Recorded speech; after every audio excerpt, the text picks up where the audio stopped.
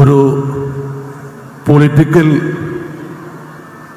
സിനിമയുടെ, ത്രില്ലർ സിനിമയുടെ, ദൃശ്യം 3 പോലുള്ള സിനിമയുടെ ക്ലൈമാക്സ് പോലെ ഏകദേശം 10 ദിവസത്തോളം നമ്മളെ മുൾമുനയിൽ നിർത്തിയിട്ടാണ് ആ സന്തോഷിപ്പിക്കുന്ന വിവരം നമ്മളുടെ ചെവികളിലെത്തിയത്. ഏതായാലും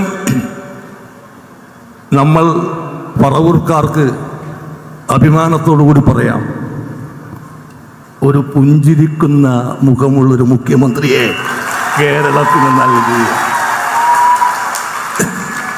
ഞാനിപ്പോ ആലോചിക്കുന്നത്, ഇത് നേരെ ഓപ്പോസിറ്റായിരുന്നു കരുതുക. നേരെ ഓപ്പോസിറ്റ്. 102 സീറ്റില്ല.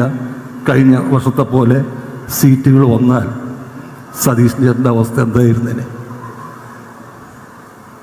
ഒന്ന് ആലോചിച്ച് നോക്കുക. അപ്പം അത്രയും റിസ്ക് എടുത്തിട്ട് എൻ്റെ ഭാവി പോലും കണക്കാക്കാതെ അദ്ദേഹം എടുത്ത വെല്ലുവിളികൾ, അതിന് അഭിനന്ദിക്കാതെ വയ്യ. ഞാൻ ഒരുപാട് സ്ഥലത്ത് ഞാനും പറഞ്ഞിട്ടുണ്ട്, 100 സീറ്റ് കിട്ടും, 100 സീറ്റ് കിട്ടുമെന്ന് എല്ലാ പതിനെട്ട് സ്ഥലങ്ങളിലും പറഞ്ഞിട്ടുണ്ട്. പക്ഷെ അതെല്ലാം വി.ഡി. സതീശൻ എന്ന നേതാവിൻ്റെ ഒരു ചങ്കൂറ്റം കൊണ്ടായിരുന്നു.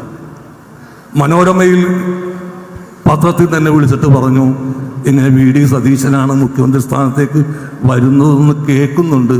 അപ്പോൾ നിങ്ങൾ പരിചയമുള്ളതിൻ്റെ പേരിൽ ഒരു ഓർമ്മ ഒന്ന് എഴുതണമെന്ന് പറഞ്ഞു. അപ്പോൾ മറ്റന്നാളാണ് വന്നെങ്കിൽ ഇന്നാണ് അവർ വിളിക്കണത്. അപ്പോൾ ഞാൻ പറഞ്ഞേക്ക് ഹോസ്പിറ്റലിൽ ചെക്കപ്പിന് പോകണം, ഞാൻ ഇന്ന് തന്നെ എഴുതി തരാമെന്ന് പറഞ്ഞു. അന്ന് പ്രഖ്യാപിച്ചിട്ടില്ല.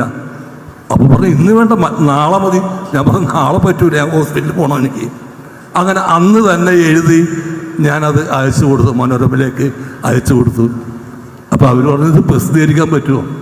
ഞാൻ പറഞ്ഞു പറ്റും, ഇതെൻ്റെ ചങ്കിൽ നിന്നെടുത്ത വാചകങ്ങളാണ്, അതൊരിക്കലും നിങ്ങൾക്ക് ഫ്രീസറിൽ വെച്ച് നശിപ്പിക്കേണ്ടി വരില്ല. 2 ദിവസം കഴിഞ്ഞ് അപ്പോൾ അവർ പറഞ്ഞു എന്തായാലും വന്നാലും വന്നില്ലെങ്കിലും ആ ക്യാപ്ഷൻ നന്നായിട്ടുണ്ട്, വനവാസക്കാരൻ്റെ പട്ടാഭിഷേകം. സത്യത്തിൽ അതാണ് നടന്നത്.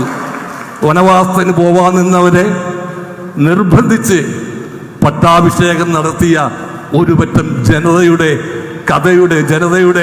സായുജ്യത്തിൻ്റെ കഥയാണ് ഇപ്പോൾ ഇന്ന് നമ്മൾ കാണുന്ന Shri VD. Satheesan. Well began is half done എന്നാണ് പറയാറ്.